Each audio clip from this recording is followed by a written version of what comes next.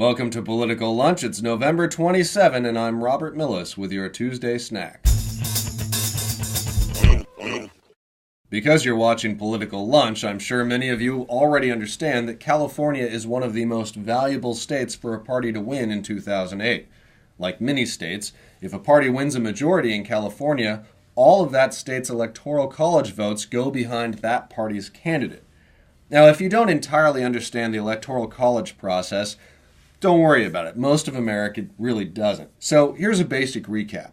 There are 50 states in the Union, and rather than a direct popular vote, each state is represented by its number of people. So it gets a certain number of votes based on population. Being, at least in theory, sovereign states, each state gets to cast its votes however it chooses. California, for instance, does so wholesale. So if you win a small majority in California, you still get the entire pool of that state's votes.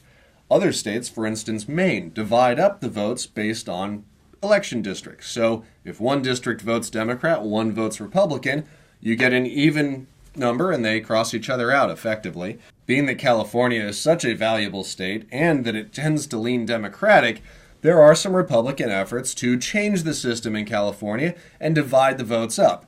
In this case, it's expected that they would get 37 votes for Democrats and 18 votes for the Republicans. Now, back in August, there was a lot of buzz about this effort, and it seemed to be really gaining some momentum. Then in September, articles like this declared that it was pretty much dead on the vine.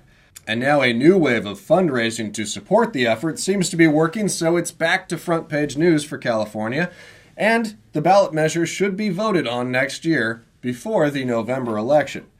If it does pass, and let's face it, the chances are actually very slim, but if it did, many Republican campaigns are arguing that this would give them a needed boost in 18 additional votes in the Electoral College, which in a close race could be crucial. However, even if it helps them in November next year, it could really backfire in the long run. When you look at historic data, it turns out that recent election results would only have been reinforced. The people at Polidata have crunched the numbers, and it looks like Bush would have beaten Gore and Kerry more decisively, ruling out that whole problem with Florida hanging chads. And the same holds true for Clinton beating Dole back in 1996. So in the big picture, it's probably not a big game changer. However, if it's just one state, and it's a big state, and it happens just next year, well, this could change the game for 2008.